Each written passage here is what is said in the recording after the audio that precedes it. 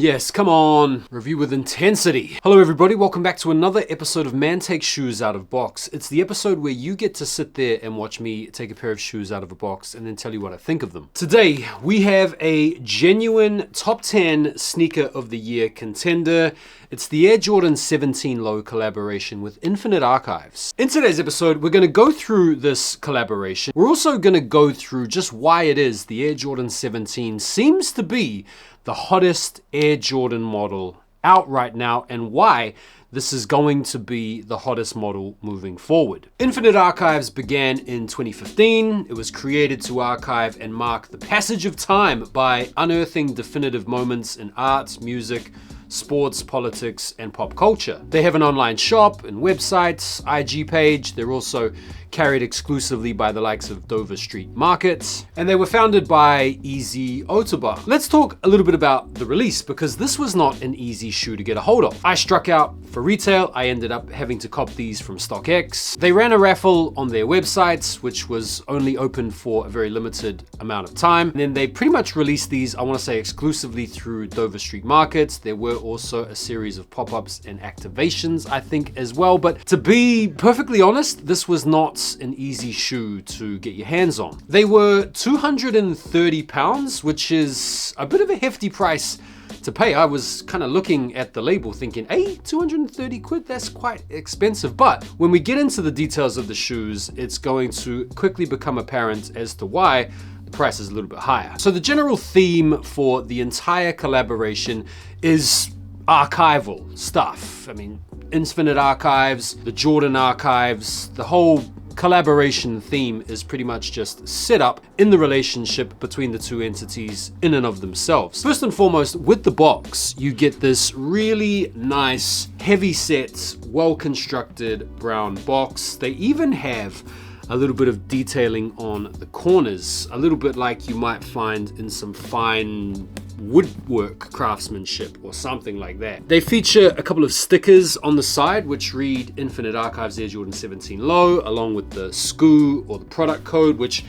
to me reads a little bit like you might find in an archive situation at Nike. You've got the Jordan and Infinite Archives co-branding on the lid. It's a very nice box. Opening up the box, the first thing that you see is you get a little hang tag, keychain thing, and then you get a set of white gloves. And the white gloves have the Department of Nike Archives on one, and then you get the Infinite Archives branding on the other glove. And these obviously have a dual purpose. One is so that you can unbox your sneakers with great care and attention, but the other purpose that these gloves serve is they actually give a little bit of a nod to the Nike Archives, wherein shoes from the archives are handled with people wearing these types of gloves. On the inside of the lid, you get a records carton identification tag, which in the case of this particular tag in the comments reads Jordan 17 by Wilson Smith, donated August 2016. Now, Wilson Smith III is the designer of the Air Jordan 17, and his story is much celebrated in this particular collaboration. Conspicuously so on the paper that comes inside the box, which features some original sketches from Wilson Smith dating all the way back to 2002. Now, remember when I told you that the extra £230 price would soon be explained? Well, here is the explanation.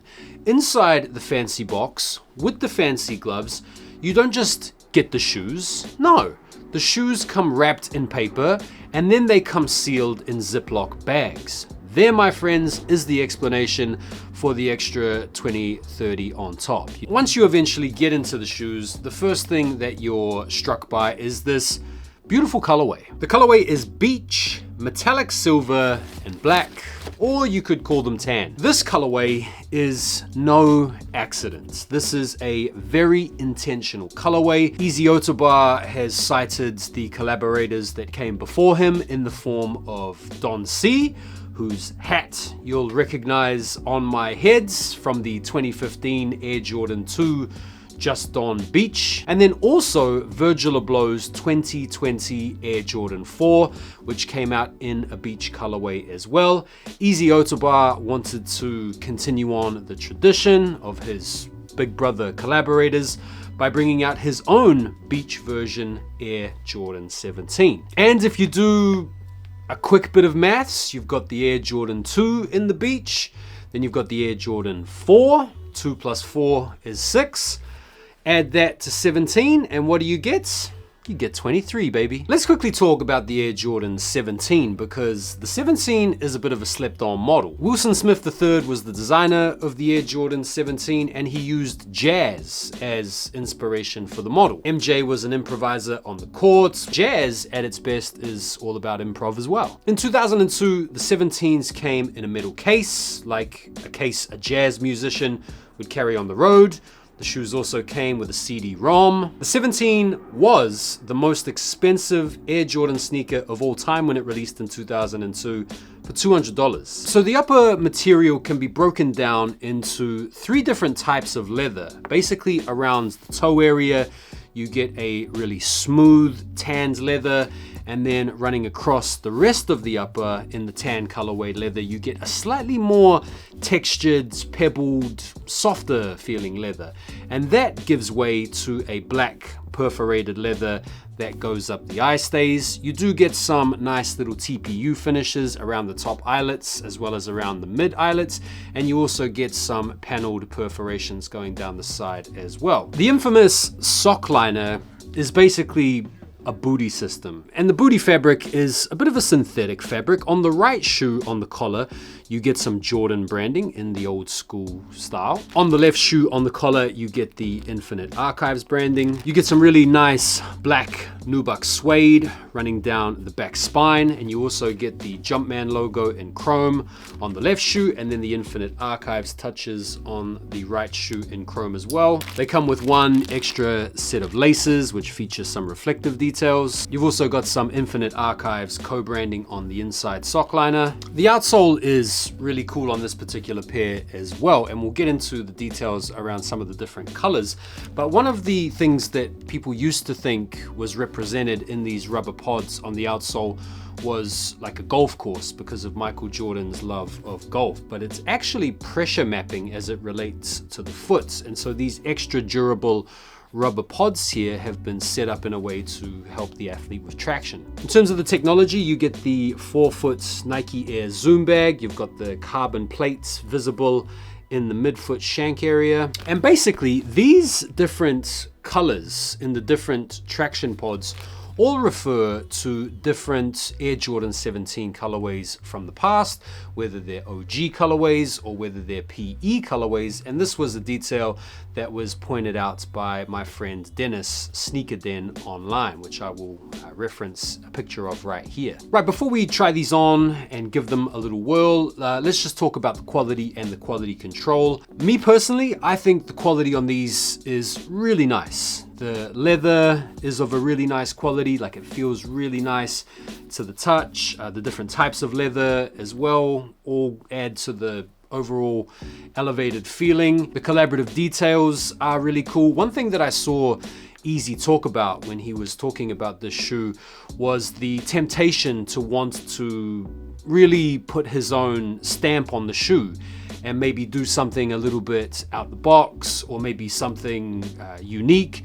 And then it was actually a phone call that he had with DJ Clark Kent where Clark told him, keep it OG, go OG, even to the point of even giving a CD-ROM with the shoe on release day. So I'm glad he kept the CD-ROM in the drafts because nobody's gonna be rocking with the CD-ROM. I mean, I don't even think anybody's got the hardware to be able to deal with the CD-ROM these days. But I think the fact that he just decided to keep everything original and just put his little spins on it with the details available to him has carried this shoe off really nicely. Like, it's a really tasteful collab. Okay, in terms of fit and in terms of sizing, I think you can go true to size with these and you'll be absolutely fine. In terms of the comforts, they do feel pretty nice on feet. There is a decent amount of like stability through the carbon fiber shank plates. There's a nice amount of responsiveness. They do actually feel like they would still be completely valid to ball in. Right, let's talk a little bit about the resell.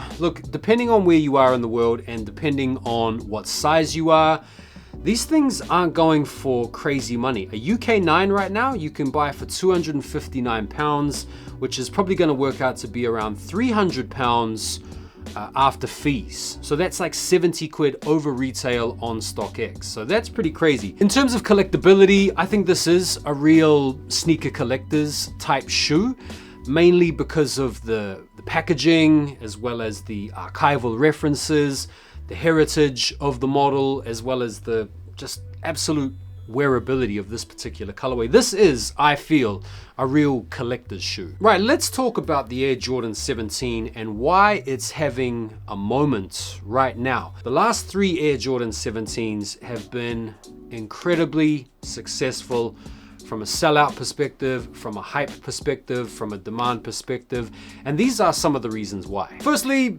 nostalgia.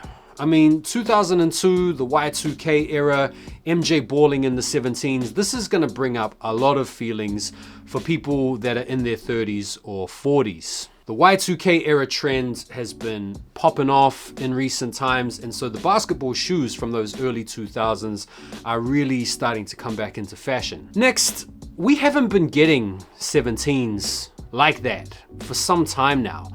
One of the things about the higher numbered Jordan models, generally speaking, is that Nike and Jordan brand aren't in the habit of regularly retroing them on rinse, on repeats, like they do 1s and 3s and 4s and 11s and 5s and all the rest of it. The Air Jordan 17 has been a model that we have been starved of for some time now.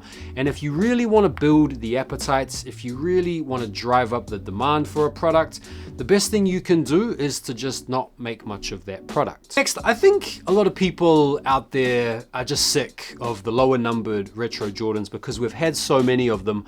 People are actually looking towards the higher numbered retro Jordans, particularly the ones that have good performance benefits on court, as a viable option to get into balling in again or wearing casually on the streets again. And for that reason, I would quite happily put this shoe in my top 10 sneakers to release this year.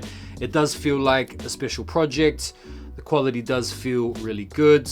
And I guess we've got to do it, man. We've got to peel it off for the video, right? Let's do it. Yeah, look at that. How good is that? Gorgeous. It's like a little copper slash gradient move into the blue. I mean, bro, that is hard. Really nice detail there. All right, no sending these back now. So yeah, those are my thoughts. It's a brilliant shoe, brilliant collaboration, right up there with some of the other best releases of the year. What do you guys think of the Beach 17s? Feel free to let me know. And do you agree? Is the 17 the hottest model out there right now? Would love to hear what you guys think down below in the comments. And as always, I appreciate your support on the channel, guys. Do me a favor and like it before you bounce, and I'll see you on the next one. Take care for now, and peace.